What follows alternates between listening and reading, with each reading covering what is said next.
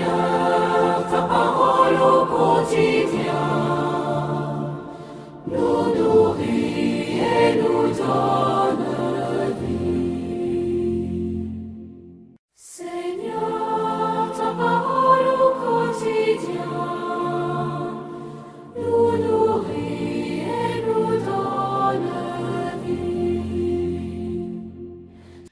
Lecture du livre du prophète Isaïe. Ainsi parle le Seigneur. Si tu fais disparaître de chez toi le joug, le geste accusateur, la parole malfaisante, si tu donnes à celui qui a faim ce que toi tu désires, et si tu combles les désirs du malheureux, ta lumière se lèvera dans les ténèbres, et ton obscurité sera lumière de midi. Le Seigneur sera toujours ton guide. En plein désert, il comblera tes désirs et te rendra vigueur. Tu seras comme un jardin bien irrigué, comme une source où les eaux ne manquent jamais. Tu rebâtiras les ruines anciennes, tu restaureras les fondations séculaires. On t'appellera celui qui répare les brèches, celui qui remet en service les chemins. Si tu t'abstiens de voyager le jour du sabbat, de traiter tes affaires pendant mon jour saint, si tu nommes délice le sabbat et déclares glorieux le jour saint du Seigneur, si tu le glorifies en évitant démarches, affaires et pourparlers, alors tu trouveras tes délices dans le Seigneur. Je te ferai chevaucher sur les hauteurs du pays.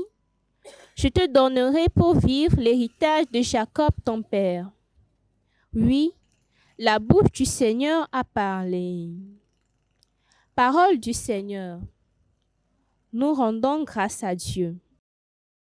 Nous nourrit et nous donne vie. Montre-moi ton chemin, Seigneur, que je marche suivant ta vérité. Montre-moi ton chemin, Seigneur, que je marche suivant ta vérité. Écoute, Seigneur, réponds-moi, car je suis pauvre et malheureux. Veille sur moi qui suis fidèle, ô mon Dieu, sauve ton serviteur qui s'appuie sur toi. Montre-moi ton chemin, Seigneur, que je marche suivant ta vérité. Prends pitié de moi, Seigneur, toi que j'appelle chaque jour. Seigneur, réjouis ton serviteur. Vers toi, j'élève mon âme. Montre-moi ton chemin, Seigneur, que je marche suivant ta vérité. Toi qui es bon et qui pardonne, plein d'amour pour tous ceux qui t'appellent, écoute ma prière, Seigneur, entends ma voix qui te supplie. Montre-moi ton chemin, Seigneur, que je marche suivant ta vérité. Gloire et louange à toi, Seigneur.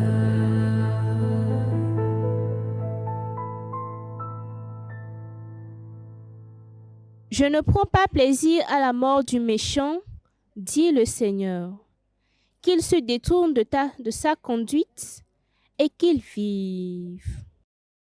Gloire et louange à toi, Seigneur.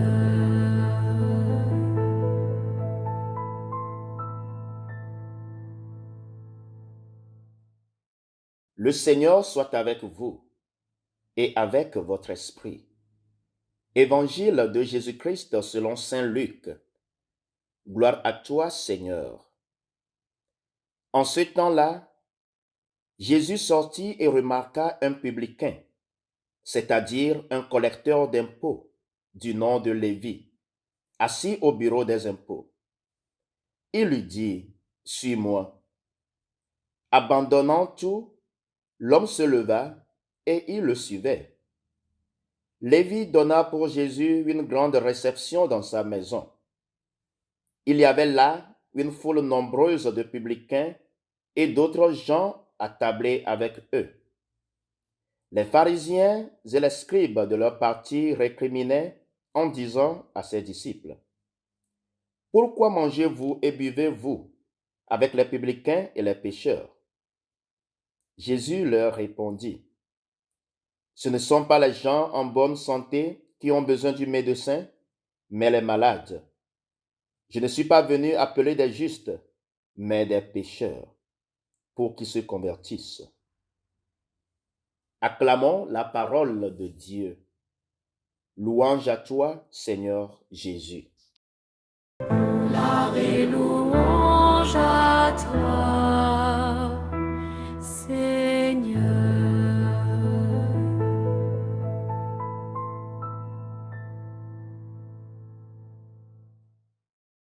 Chers frères et sœurs dans le Christ, hier, la parole de Dieu nous interpellait sur le sens véritable du jeûne.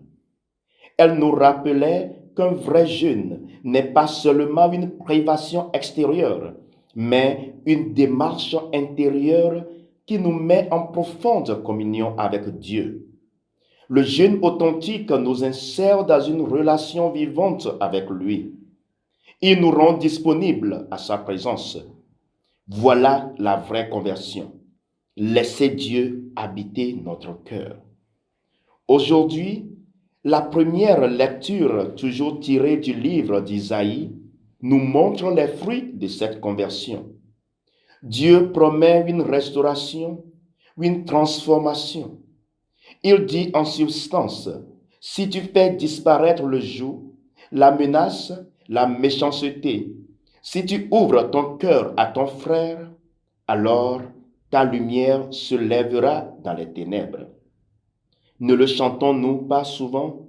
Si tu dénoues les liens de servitude, si tu libères ton frère enchaîné, la nuit de tes chemins sera lumière de midi. Voilà les bienfaits d'une vie convertie. La lumière remplace l'obscurité. La sécheresse devient source. Celui qui s'ouvre à Dieu devient lumière pour les autres. Mais une question se pose. À qui s'adresse cette conversion? L'Évangile selon saint Luc nous donne la réponse. Jésus-Christ appelle Lévi, un publicain, un homme considéré comme pécheur public, quelqu'un que l'on regardait avec mépris. Et pourtant, c'est lui que Jésus choisit. Il passe devant lui, il le regarde, il lui dit simplement, « Suis-moi ». Et Lévi se lève.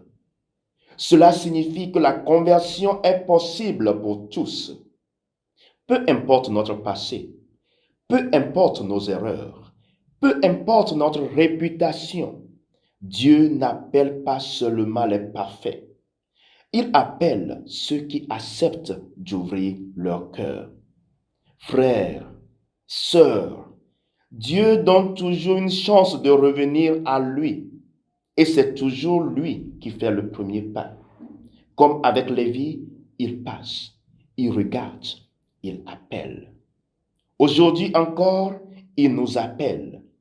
N'endurcissons pas notre cœur lorsque nous entendons sa voix. Le carême n'est pas seulement une lutte contre le péché, c'est une réponse à un appel. L'appel d'un Dieu qui croit en nous, plus que nous ne croyons en nous-mêmes. Si nous ouvrons notre cœur, si nous acceptons de nous laisser appeler par le Christ, alors notre vie deviendra témoignage. Notre lumière brillera, non pas parce que nous serons parfaits, mais parce que Dieu agira en nous. Chrétiens, mes frères et sœurs, le Seigneur nous appelle à le suivre. Il nous appelle à la conversion.